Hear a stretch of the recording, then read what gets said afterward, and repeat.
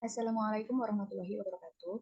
Saya Desi Radhika Prameswari dengan NIM 200351100024. Di sini saya akan mempresentasikan tentang pengukuran produktivitas perairan. Pengukuran produktivitas primer perairan merupakan salah satu syarat dasar yang digunakan untuk mempelajari struktur dan fungsi ekosistem perairan, di mana tingkat kebersihannya menjadi kunci pengukuran kesehatan lingkungan dan pengelolaan sumber daya perairan. Produktivitas perairan yang terlalu tinggi dapat mengindikasikan telah terjadi eutrofikasi, sedangkan apabila terlalu rendah dapat memberikan indikasi bahwa perairan tidak produktif atau miskin.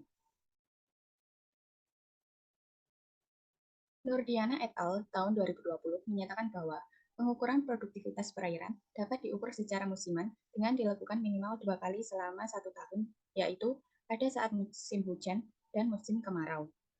Pengukuran produktivitas perairan dapat diestimasi berdasarkan pola perhitungan fotosintesis dan respirasinya.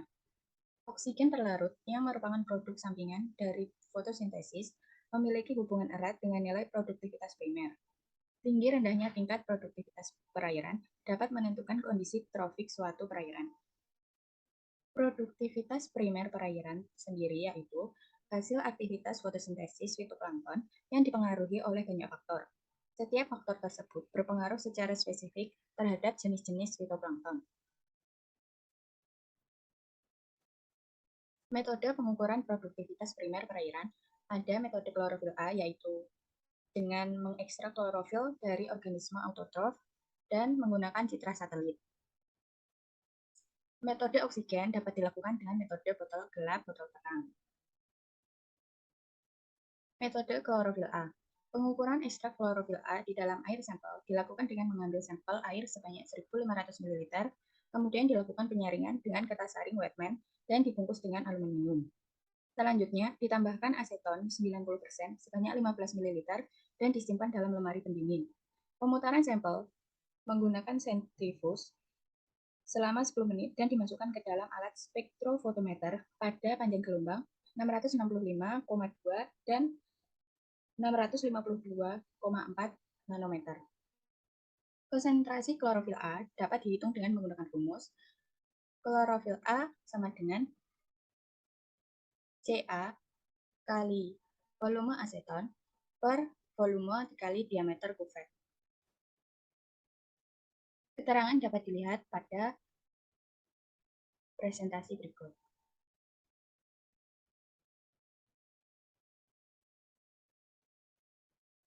Metode klorofil A. Estimasi produktivitas primer perairan berdasarkan nilai konsentrasi klorofil A dapat juga ditentukan dengan ekstrak dari citra satelit. Satelit secara rutin telah menyediakan beberapa variabel biofisik seperti variabel konsentrasi klorofil A dan suhu permukaan laut.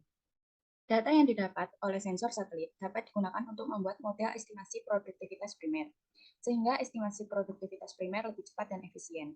Namun, tingkat keakuratan dari metode ini sangat bergantung pada citra satelit yang digunakan dalam analisis data.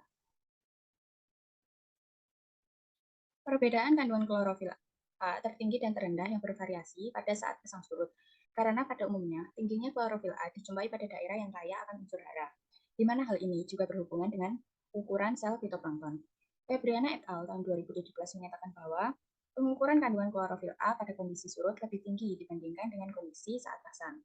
Hal ini dapat terjadi karena adanya proses hidrodinamika seperti arus dan pasang surut, sehingga menyebabkan pola sebaran klorofil A bervariasi sesuai kondisi.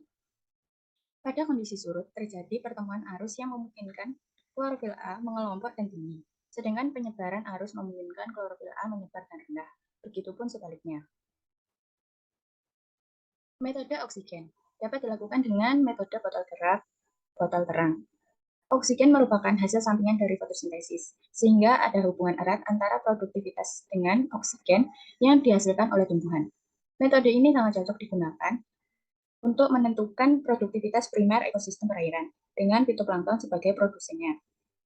Penggunaan botol terang dipakai untuk mengukur laju fotosintesis, disebut juga sebagai produktivitas primer kotor, atau jumlah total sintesis bahan organik yang dihasilkan dengan adanya cahaya. Sementara botol gelap digunakan untuk mengukur laju respirasi produktivitas primer, dapat diukur sebagai produktivitas kotor dan atau produktivitas bersih. Produktivitas primer diamati dengan metode oksigen, botol gelap, botol terang, dengan inkubasi di dalam kolom air dalam selang waktu dan kedalaman tertentu. Botol Winkler gelap dan terang yang telah diisi air sampel dengan volume yang sama direndam pada badan perairan dengan selang waktu 6 jam dengan kedalaman 20 cm.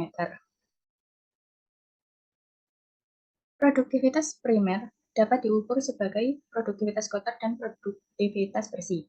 Hubungan kedua produktivitas menurut Haryadi 1992 dalam Aprianto et al. Tahun 2020 adalah sebagai berikut. Laju respirasi sama dengan oksigen dalam botol BOD inisial dikurangi oksigen dalam botol BOD gelap. Produktivitas primer kotor atau GPP sama dengan oksigen dalam botol BOD terang dikurangi oksigen dalam botol BOD gelap. Sedangkan produktivitas primer bersih atau NPP sama dengan oksigen dalam botol BOD terang dikurangi oksigen dalam botol BOD inisial. Nilai oksigen terlarut hasil pengukuran di atas kemudian dimasukkan dalam rumus GPP. Oksigen dalam botol terang dikurangi oksigen dalam botol gelap dibagi lama pencahayaan dalam satuan jam, lalu dikali dengan waktu inkubasi dan konversi dari liter ke mililiter, yaitu 1000 mililiter. Hasil dari nilai produktivitas primer perairan dengan metode oksigen botol gelap terang, yaitu produktivitas di permukaan lebih besar dibanding kolom air. Hal ini karena adanya pengaruh intensitas sinar matahari yang diterima perairan. Intensitas sinar matahari akan menurun dengan bertambahnya kedalaman yang akan mempengaruhi aktivitas fotosintesis fitoplankton. Aprianto et al. Tahun 2020 menyatakan bahwa perbedaan nilai produktivitas primer perairan dapat disebabkan oleh perbedaan ekologis dari masing-masing perairan, seperti suhu, intensitas cahaya, sedhara, pH, kekeruhan, kedalaman, dan berkurangnya pemangsaan. Kriteria kesuburan suatu perairan berdasarkan produktivitas primer adalah oligotrofik, mesotrofik, dan eutrofik. Ada pula yang hypertrofik.